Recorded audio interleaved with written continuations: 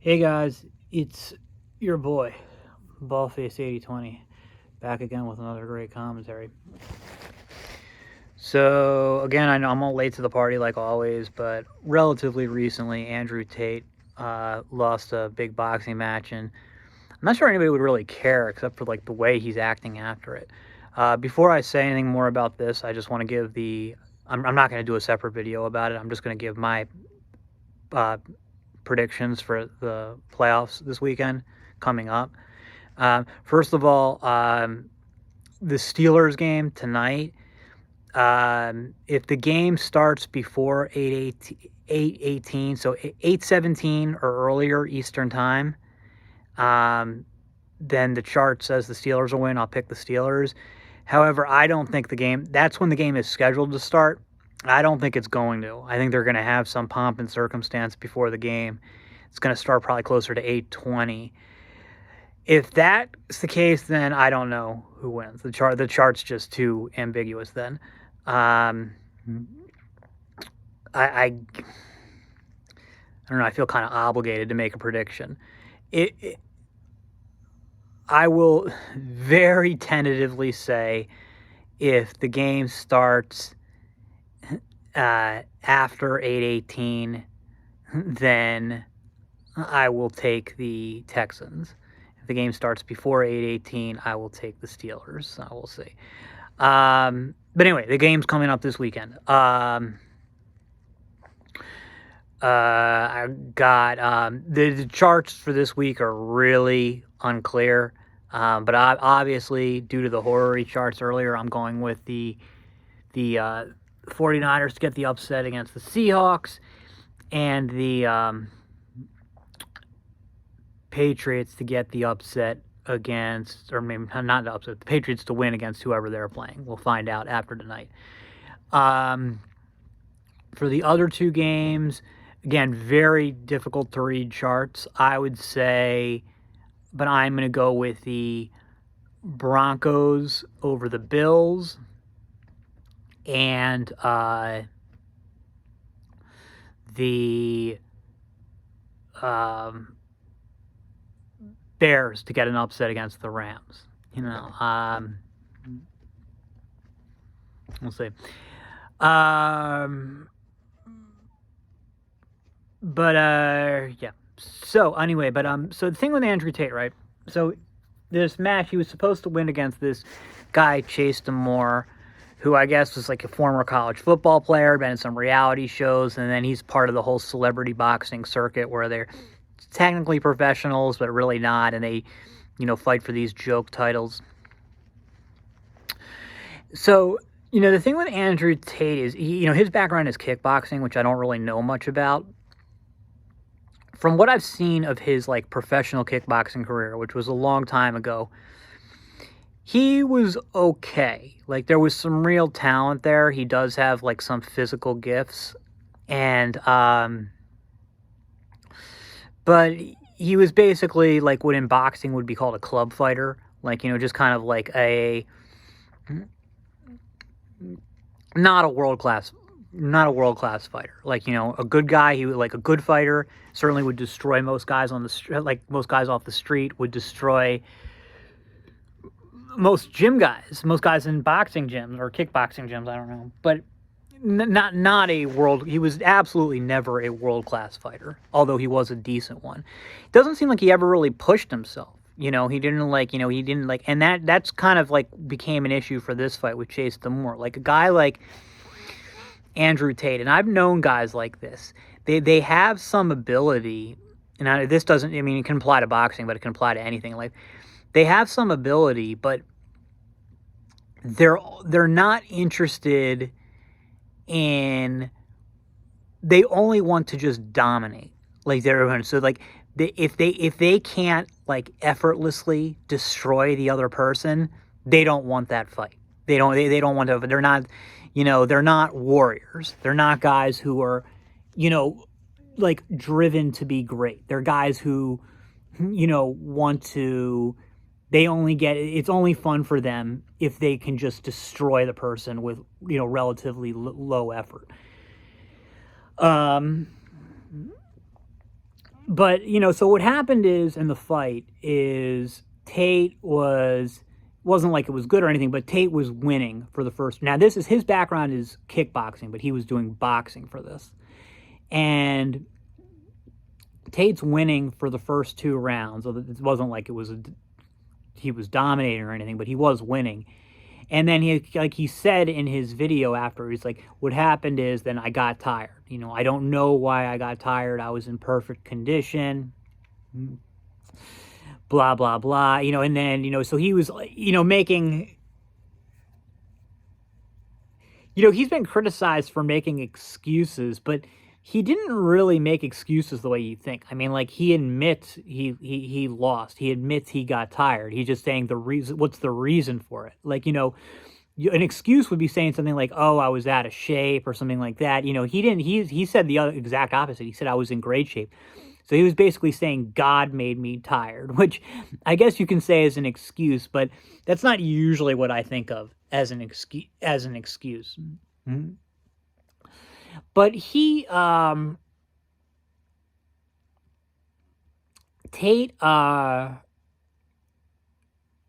mean, I can tell you what happened. You know, first of all, the guys, you know, were like pushing 40, and you know, you definitely get tired as you get old, you know, and your stamina just isn't as good. You know, and it's interesting because you'll see marathoners who are great into their 40s and stuff. So, but I think it's like, that's because it's more slow twitch. But like in explosive stuff, like something like boxing, which is a lot of like really short explosive burst, that wears you out more. I don't think you see a lot of sprinters in their 40s. And so, but like if you look at Tate, like when he's, first of all, him saying that he was in perfect condition. No, he was not. I mean, first of all, the guy is clearly on some kind of, I don't know if he's on HGH. He's at least on TRT. And that stuff, yeah, I mean, on the surface, it's going to help with stamina. But years of abusing it can take a toll, along with just getting older, along with all the drinking he does, along with all the chain smoking he does. But the thing is, let's talk about his conditioning and stuff. Like, he says that he was in great condition, but we've really never seen him do any cardio. We've seen him beat up, you know, untrained students in sparring who were tired out before the sparring even started. And these are guys who he has huge physical advantages over. We'll get to that in a minute. Like, huge physical, like, not only is he a better athlete than these guys, but he's taller and longer, which is length is very important in boxing. And so, but I don't recall, I mean, maybe somebody else out there has seen it, and I certainly don't follow him closely, but I don't see him, I recall him ever seeing him do any intense cardio training. So, or really any cardio training other than like the sparring, which almost doesn't even count. So, for him to say that he was in great condition, no, I don't buy that. But the other thing, though, is, you know, in boxing, and this, maybe he didn't know this, but this is like a very well-known thing. You will have guys who will go 12, 15, 20 hard rounds in the gym and then get tired a few rounds in the actual fight. Because the adrenaline, you know, the adrenaline factor is so much different. Like, you know, you look at, if you watch George Foreman, like 1970s George Foreman's fight with Jimmy Young, you know, you can watch tapes of George Foreman in the gym. He would do these things. He would go, do 15 3-minute rounds in the gym, just punching the heavy bag with a 1 minute break in between to do the round. So like 150 punch, no heavyweights throwing 150 punches around. Like, you know, in a big, my guess is in George Foreman's career, probably the most punches he ever threw in a round was like 70. And I mean, nobody in any division is throwing 150 punches around, but it may be the case that no heavyweight ever has thrown 150 punches in a single round, let alone every one. So this is like, George Foreman plus his running. So this was a guy who was in great shape, and you see him against Ali and against Jimmy Young, and he lost those fights because he got tired. And it's like, well, how does he get tired if he's in such good shape? In the gym, he never got tired. It's like, because it's different when you're in the fight. It affects everybody differently. The adrenaline, wears you out quicker. So, I mean, there's plenty of guys who I'm sure who are in shape to go, like I said, go 20 rounds, and then they gas out in 3 or 4. Mm-hmm. Gassing out in 2 rounds isn't great, but you can see that like with Mike Tyson's like fights in his later part of his career. Like he was going a lot of rounds in the gym. He was doing well, but then he was just like, he would like his first round against Lennox Lewis, he was good. And then he was just, like after that was just all he had. Like after that, no matter how hard he trained, that stuff happens.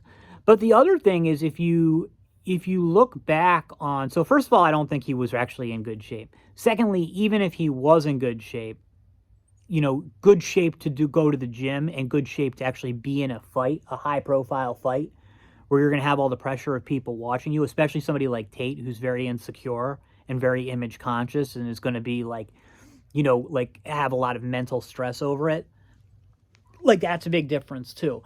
But another thing is, if you look at like the guys he likes to spar, even if you look back to his prime in his kickboxing career, Tate he fought in basically what was the equivalent of like the light heavyweight division in kickboxing. I don't know how different their divisions are than boxing. But he was tall and long for his division. And he really made use of that. Like his style was really dependent on that. And he's not a guy, because so it means you can keep the person at range. You don't have to worry about getting in range and getting hit.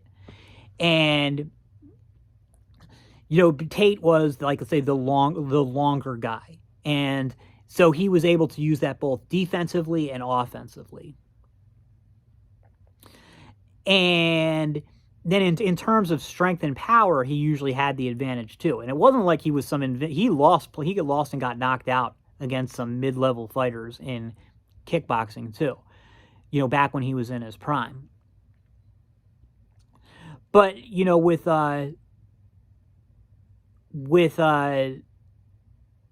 Chase D'Amour, like his whole game plan goes out the window because he's fighting a guy. This is a guy who cherry picks guys who are shorter than him. His style is based on him being longer than the other person, and he's fighting a guy who's taller and longer than he is.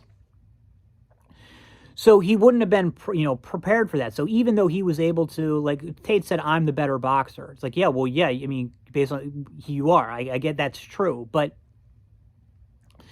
the mere fact that you're not used to it, that you're going to have to work for it, is good. Like just to get inside and get in range, he probably expended a tremendous amount of energy doing that, and that's going to make you gas faster too.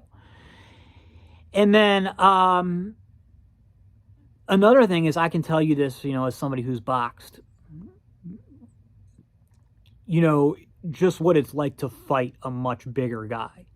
It's a completely different world, because it doesn't really matter how much better you are than the bigger guy. It's like, first thing is, your punches are like pea shooters against a tank. They just don't have, like, you're doing the same stuff you always do, but then there's no impact. Like you're hitting the guy and they just shrug it off. They just walk through him. And that really fucks you up. I mean, not only is it mentally extremely demoralizing, which probably caused him to sort of panic internally. Because if the person isn't affected by your punches, you essentially have no way to defend yourself.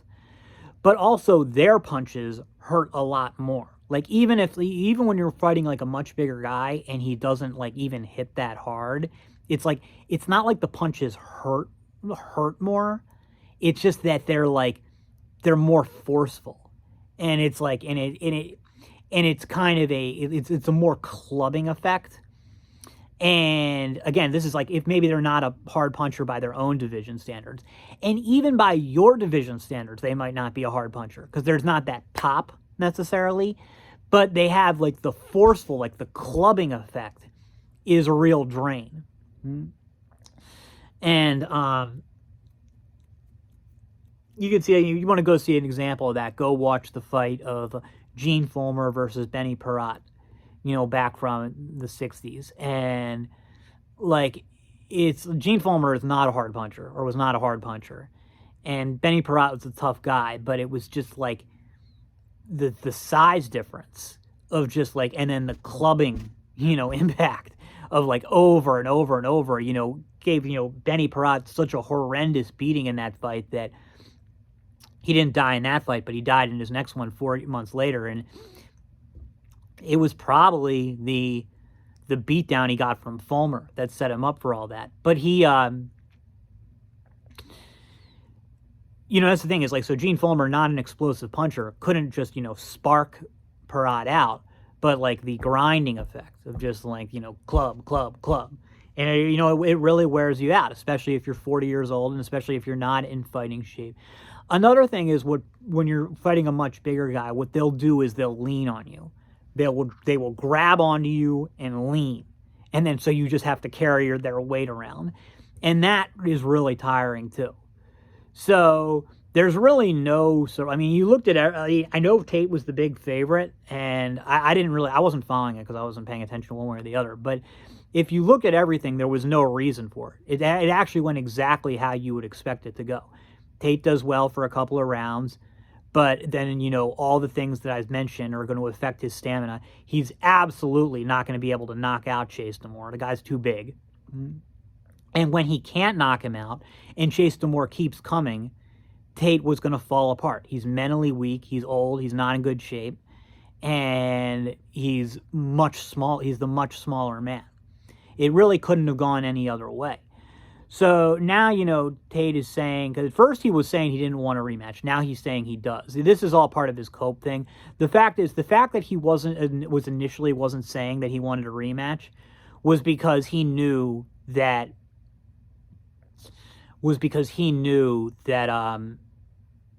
it wouldn't make a difference. That the same result would happen.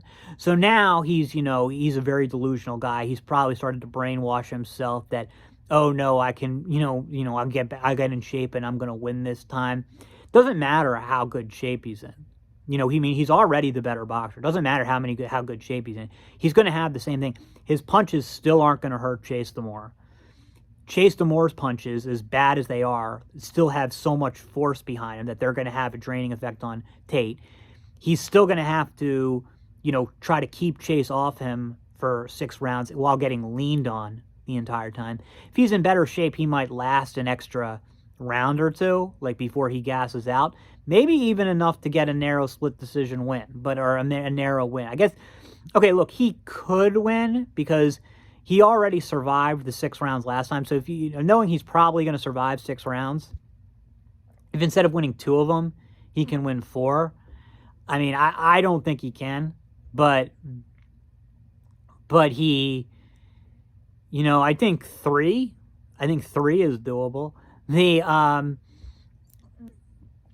thing is, it's like, no matter how good shape he's in, you see him and it's like he's not really expanding a ton of energy in the fight there. So being in shape is, no matter how much good shape you're in, as long as, again, going back to young George Foreman, if there's all that nervous tension there, it's just going to drain. And he's going to have even more nervous tension in the second fight than he does in this. Okay, look, I'm going to go back on it. I think he could win the fight if he properly trained. If he got, in actually practice sparring against guys Chase Damore's size, so he was truly prepared. In fact, now that I think about it, he'd probably even be favored if he'd be truly prepared. But it's a matter of if he's willing to do that. I'm a little biased because, I guess I don't really want him to win. And I don't hate the guy like some people do, especially after this. I just feel bad, just seeing him after this was not easy to watch. And I mean, don't feel sorry for him, right? Because I mean, he's just a disgusting person who's done lots of horrible things and is still doing them. And the funny thing is, he's talking about, like, maybe God wanted me to lose, for one reason. It's like, if God wanted you to lose, it wasn't because you can handle the loss better than Chase Demore, or so you could have another minute in life with your brother, or like you said, it would have been because, like, he wants you to stop, like, behaving the way that you are, and you're killing your soul with the way you go through, the way you approach life. And but I mean, and so if it was, but of course it doesn't get through. It's like, there's nothing you can do. He's always, he's such a narcissist that he's always going to interpret things as through what's best for me in the immediate term. That's how, there are plenty of narcissists who believe in God, but their understanding of God is very it's all like, God wants for me to be like at the pinnacle. So any setback is like, is like, well, what is God like? Why is, like, when they think it's a lesson, they're like, well, the lesson God is trying to teach me is like, how is this going to get me further along to the pinnacle? They believe in God and they believe in religion, but then they don't understand the faith that they actually hold. I believe that Andrew Tate really does. He's a Muslim, right? I believe he really believes this stuff, but he doesn't understand. He doesn't actually understand it. And it's not an Andrew Tate thing. That's a religious narcissist thing. That's all for now. See you in the next.